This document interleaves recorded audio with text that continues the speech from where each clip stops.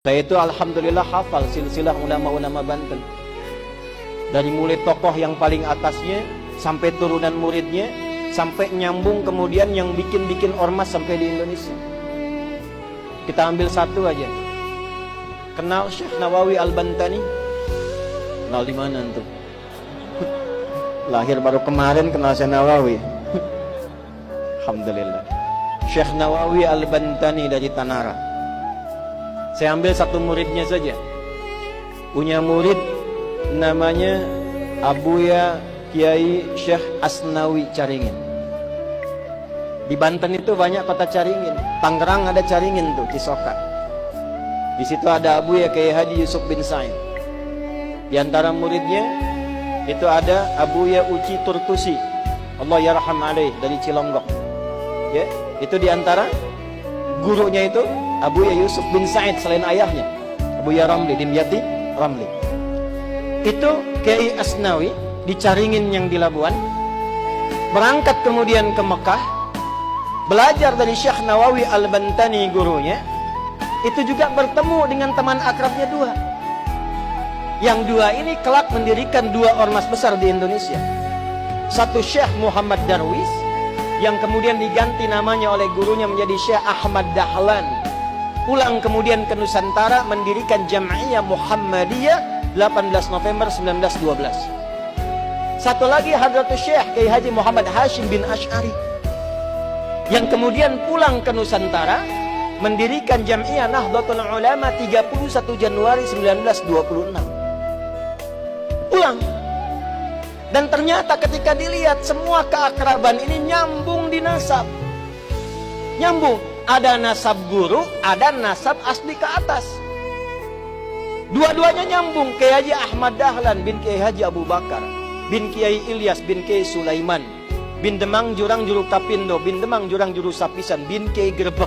Grebek 1, Grebek 2. Nah di Grebek 2 itu salah satunya kakek buyutnya Pak Erlangga, Pak. Naik ke atas, nyambung ke siapa? Ahmad Jumadil Kubra. Syekh Ahmad Jumadil Kubra itu sekarang masjidnya dan dorikhnya, peninggalannya itu ada di wilayah Semarang, mau arah ke arah Demak. Jadi kalau ada belok ke kiri itu sebelah kiri sebelum perempatan itu ada masjid warna hijau, kubahnya emas. Itu dorikhnya Syekh Ahmad Jumadil Kubra. Sebelum Universitas Sultan Agung itu ada tuh. Beliau keturunan siapa? Syekh Azmaskat. Ahmad kan keturunan siapa? Ali Zainal Abidin. Ali Zainal Abidin keturunan siapa? Al-Husain. Al-Husain siapa? Adiknya Al-Hasan. Al-Hasan siapa? Putranya Sayyidina Ali bin Abi Thalib karamahullahu wajhah. Siapa beliau? Suaminya Fatimah Az-Zahra bintu Rasulillah Muhammad sallallahu alaihi wasallam bin Abdullah bin Abdul Muttalib bin Hashim bin Abdul Manaf bin Qusay bin Murrah bin Kilab bin Ka'ab bin Ghalib bin Fihir bin Malik bin Nadar bin Kinana bin Khuzaimah bin Mudrikah bin Ilyas bin Nizar bin Mudar bin Ma'ad bin Adnan bin Addi bin Adri bin Muqawwam bin Nahur bin Tarikh bin Ya'rub bin Yasjub bin Nabi bin Ismail alaihi salam bin Ibrahim alaihi salam bin Azar atau bin Nahur bin Abir bin Kinan bin Arfakhshad bin Sam bin Nuh alaihi salam bin Matushalah bin Kinan bin Anwas bin Tis bin Adam alaihi salam. Sallu ala Nabi. Ulangi Pak Ketua DPRD. Kiai Hashim juga begitu. Cuma ketemunya nanti di Jokor Tingkir. Pangeran Benawa, keturunan 23 dari Nabi SAW. Kiai Haji Muhammad Hashim bin Asy'ari bin Abdul Wahid bin Abdul Halim. Abdul Halim dikenal dengan Pangeran Benawa. Nama bekennya dikenal dengan Joko Tingkir bin Abdul Aziz bin Abdul Rahman. Siapa itu beliau? Walid Raden Ainul Yakin. Siapa beliau? Anak dari Sunan Giri. Nyambungnya lagi ke atas seperti nasabnya Kiai Haji Ahmad Dahlan. Dua-duanya bersaudara. Dua-duanya bikin ormas. Dua-duanya punya teman akrab, Syekh Asnawi dari Caringin, Banten. Menularkan murid-murid, diantaranya ada yang di Tangerang juga. Di Ciputat ada Ustadz Mehmet. Jakarta Kiai Haji Ahmad Khatib. Ya itu menantunya. Istrinya itu Ratu Iyot namanya. Ya, turun. Itu diantara sekian banyak. Pakunya di mana? Banten. Dari situ kemudian nyambung sampai turun kemudian nasab-nasab itu tersambung sampai tuan gurunya dari nasab tariqahnya Syekh Abdul Qadir Al-Jailani. Dari nasab kepemimpinannya sampai ke Prabu Siliwangi. Punya 3 orang anak.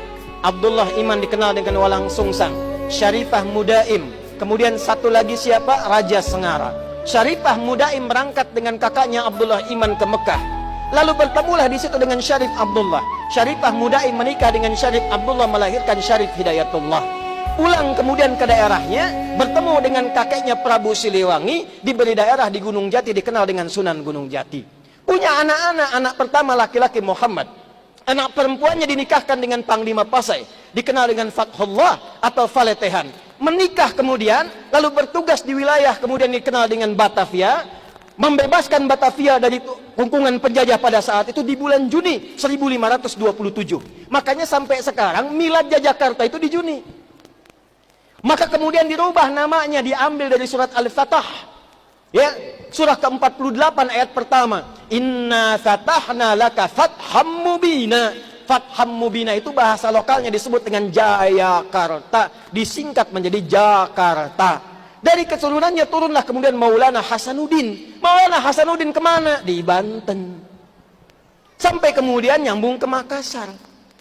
Di Banten ini luar biasa. Banten ini pakunya. Banten ini imannya kuat. Jadi kalau ada orang Banten kemudian imannya lemah, dipertanyakan kebantenannya.